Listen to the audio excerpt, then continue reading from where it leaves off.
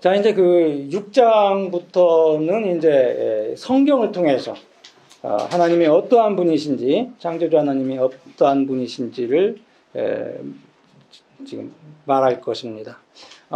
기독교 강요 1권 1장부터 5장까지는 창조주 하나님께 나아가는 데 있어서 안내와 교사로서 필수적인 성경으로 가는 어떤 길이라고 이르는 어떤 길이었다고 말할 수 있습니다.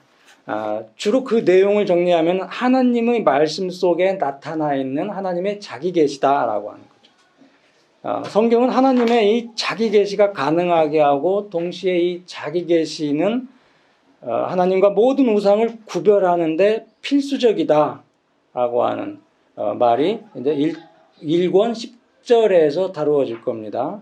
그 다음에 하나님에 대한 어떠한 형상도 금지하고 있다.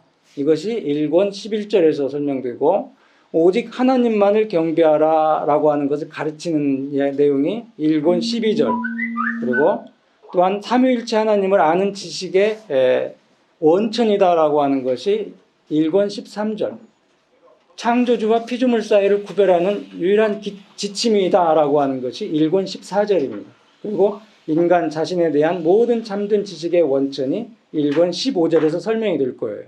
그러니까 여기서부터 6장부터 이제 15장까지 쭉 성서의 근거에서 모든 어떤 지식의 어떤 모든 것들을 이제 이렇게 얻어내는 그런 것을 보게 될 겁니다. 6장은 성경은 창조주 하나님을 알게 하는 안내자다, 교사다라고 하는 이야기를 합니다. 그리고 1절의 제목이 하나님은 실제적으로 성경에서만 자신을 알리셨다. 이런 말씀을 하고 있습니다. 자, 127조 아래 보면은 하나님께서 유대인들을 자기 백성으로 택하셨을 때 그들을 주변 민족들의 종교와 도덕에 오염되지 않도록 그들을 한 울타리, 즉 율법으로 두르셨다라고 하는 말이 나오죠. 같은 목적으로 이제 우리를 위해 성경을 주셨다는 거죠. 성경을 순수한 지식 안에 우리를 두려고 붙잡으려고 성경을 이제 우리에게 허락하신 겁니다. 넘어갑시다. 이 성경은 마치 안경과도 같다라고 하는 거죠. 안경을 쓰면은 어떤 흐릿했던 것이 똑똑하게 보일 수 있듯이 성경은 이렇게 하나님에 대한 혼란한 지식을 우리 마음에서 바로잡고 우리의 우둔함을 쫓아버리고 참 하나님을 우리에게 보여줍니다. 그러므로 교회를 교훈하시기 위하여 무언의 교사들을 사용하실 뿐만 아니라 자신의 가장 거룩하신 입을 여시는 것은 하나님의 특별한 은사이다. 여기 무언의 교사들이 누구이겠어요? 창조세계, 주변의 창조세계죠.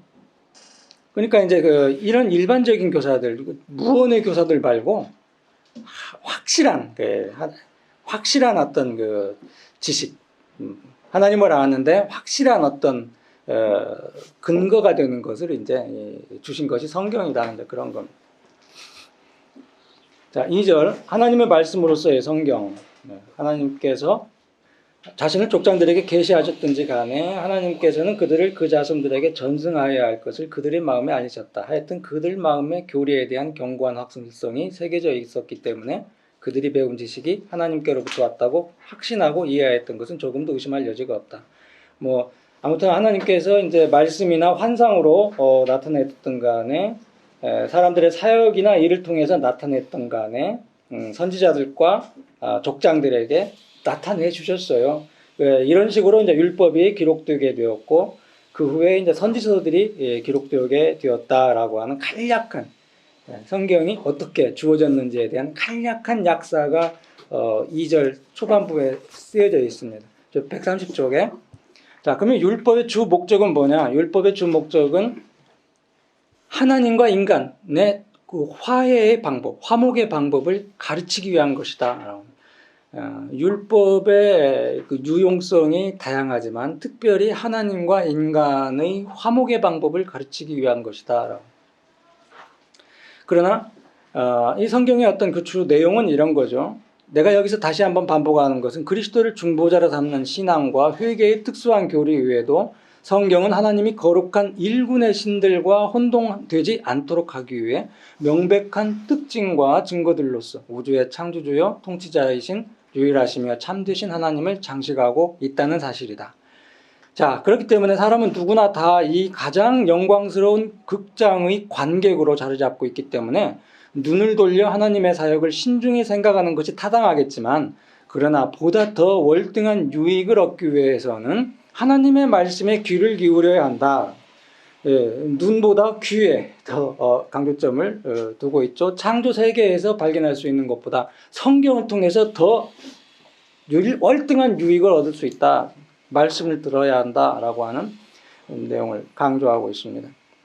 참된 종교의 빛을 받기 위해서는 마땅히 하늘의 교리에서 그 시초를 찾아야 하고, 그리고 성경의 제자가 되지 않고는 아무도 참되고 건전한 교리를 극히 일부라도 얻을 수 없다는 사실을 깨달아야 한다.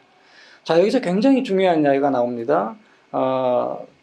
모든 일체 올바른 지식은 순종에서 나온다라고 합니다. 성경에 대한 순종에서 나온다라고 하는 거죠.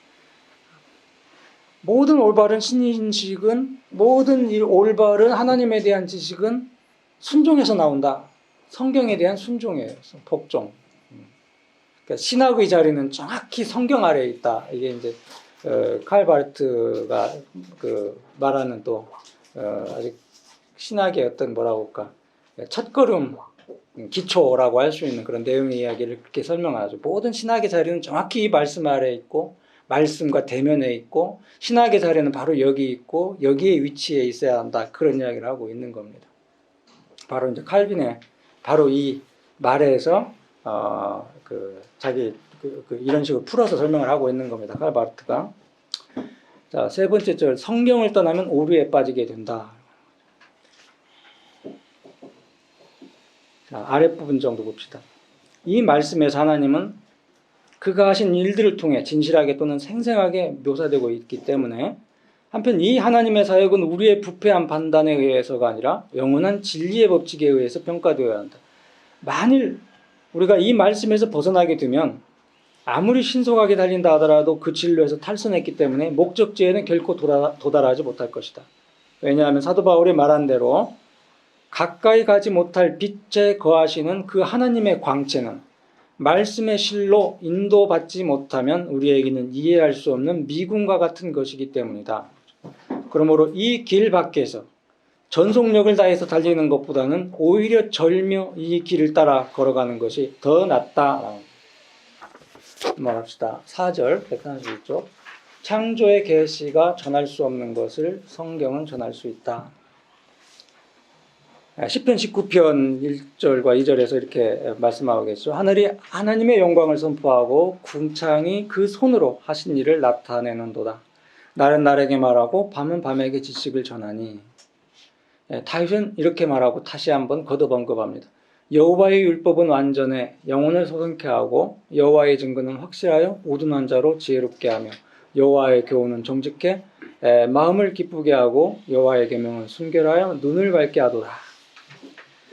다윗은 여기서 율법의 다른 유용성도 이해한 것이 사실이나, 그러나 그가 일반적으로 여기서 말하려고 했던 것은 하나님께서 하늘과 땅을 명상하는 일을 통해서 모든 백성을 자기에게 초청하신 일이 아무런 효과도 거두지 못하기 때문에 이 말씀이야말로 하나님의 자녀들의 특별한 학교다라고 하는 것을 말하려고 했다는 거죠.